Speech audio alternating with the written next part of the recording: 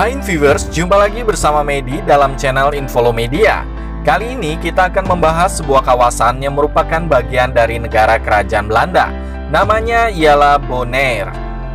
Namun sebelum itu, silahkan tekan tombol subscribe dan jangan lupa nyalakan loncengnya ya, biar tidak ketinggalan informasi yang Medi sajikan di channel ini. Mari kita lanjut. Bonaire merupakan sebuah pulau yang berstatus kota madya khusus negara Belanda di Laut Karibia, atau secara resminya disebut badan publik, sama halnya seperti Pulau Saint Eustatius dan juga Pulau Sheba. Ketiga pulau ini biasanya disebut berdasarkan akronim namanya, yaitu Kepulauan Bes. Bonaire terletak di sebelah selatan Aruba dan juga Curaçao, serta berada di dekat pesisir Venezuela. Pulau ini dulunya bagian dari Antillen Belanda loh viewers, sebelum pembubarannya pada tanggal 10 Oktober 2010. Aruba, Bonaire, dan Curaçao membentuk kepulauan yang disebut Kepulauan ABC di sebelah utara Venezuela. Bonaire beriklim tropis sehingga menjadi tujuan yang cocok bagi para turis untuk mencari cuaca yang hangat dan cerah sepanjang tahunnya.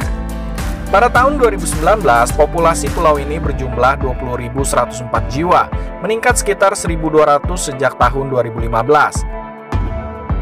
Luas total pulau ini sebesar 288 km persegi, dengan ibu kota bernama Kralendijk. Bahasa yang dipergunakan di pulau ini ialah bahasa Belanda dan juga Papiamento. Sebanyak 80% penduduk Bonaire adalah warga negara Belanda, dan hampir 60%-nya lahir di bekas kawasan Antillen Belanda dan juga Aruba. Penghuni pertama Bonaire adalah Indian Chacuetios. Ini adalah bagian dari suku Indian Arawak yang diyakini berasal dari daratan Venezuela. Hal ini bisa dilihat dari sisa-sisa arkeologi dan juga lukisan gua yang telah ditemukan di situs-situs di sekitar pulau yang menggambarkan bagaimana suku asli hidup sebelum kedatangan bangsa Eropa. Pada tahun 1499, penjelajah Spanyol Alonso de Ojeda, Amerigo Vespucci, dan Juan de la Cosa mendarat di sebuah kawasan yang biasa disebut Las Islas de los Gigantes, yang artinya pulau-pulau raksasa. Namun orang-orang Eropa pertama yang melihat pulau ini menganggap bahwa pulau-pulau ini tidaklah berguna. Mereka pun menaklukkan penduduk setempat dan memindahkan mereka secara paksa ke Pulau Hispaniola. Selama lebih dari satu dekade, Bonaire hampir tidak berpenghuni, sampai pada akhirnya di tahun 1526, ketika Spanyol menunjuk Juan de Ampis sebagai komandan, dia membawa kembali beberapa penduduk asli, domba, sapi, dan keledai dari Spanyol, dan mereka pun menggunakan pulau ini sebagai tempat peternakan. Sehingga tidak heran apabila berkunjung ke pulau ini, maka kita akan menemukan populasi kambing liar dan juga keledai yang ada di Bonaire. Pada tahun 1633, pulau ini pun berpindah tangan ke dalam pemerintahan Belanda sebagai akibat dari konflik yang sedang berlangsung antara Spanyol dan Belanda. Akibat berasimilasinya beragam budaya dalam sejarah Bonaire, maka banyak tercipta warisan sosial yang sangat kuat di pulau ini. Budaya Bonaire menggabungkan unsur-unsur dari pengaruh budaya Afrika, Karibia, dan juga Eropa. Pada zaman perbudakan, lagu dan tarian tradisional Afrika mulai berkembang dan populer hingga saat ini. Ada juga tarian seperti mazurka dan polka yang mengasosiasikan orang-orang Bonaire yang ramah. Sedangkan peninggalan budaya Eropa dapat dilihat dari arsitektur dan cita rasa masakan di Bonaire. Secara etimologi, nama Bonaire sendiri diduga berasal dari bahasa Caquetio Bonei yang berarti negara rendah.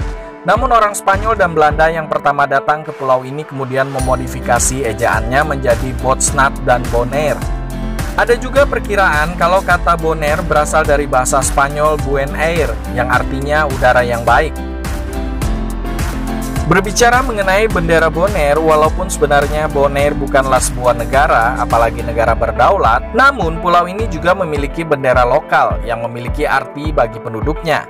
Bendera ini mempunyai segitiga biru besar di ujung kanan bawah dan segitiga kuning kecil di ujung kiri atas. Kedua segitiga dipisahkan oleh garis putih. Di dalamnya terdapat kompas berwarna hitam dan juga bintang berujung 6, yang artinya adalah segitiga biru dan kuning menyimbolkan laut dan matahari, sementara garis putih di tengah menandakan langit. Selain itu ada terdapat warna merah, putih, dan biru yang menunjukkan kesetiaan Bonaire kepada kerajaan Belanda.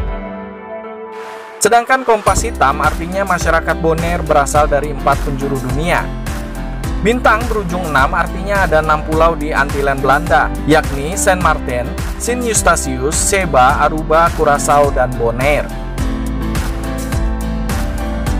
Bonaire adalah salah satu tujuan snorkeling dan juga scuba diving yang populer di dunia.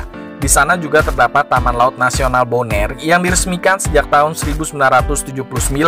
Taman ini mencakup 2.700 hektar ekosistem terumbu karang tepi, lamun, dan juga bakau, di mana di sana terdapat 86 titik lokasi penyelaman yang bisa dijelajahi oleh para penyelam.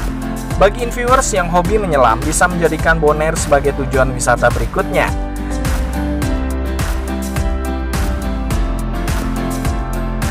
Karena cuaca yang cukup hangat, maka Bonaire menjadi tujuan wisata yang ideal bagi para turis dari Amerika Utara, terutama pada bulan Oktober dan juga bulan April, di mana cuaca di Amerika Utara pada bulan ini mengalami cuaca yang cukup dingin.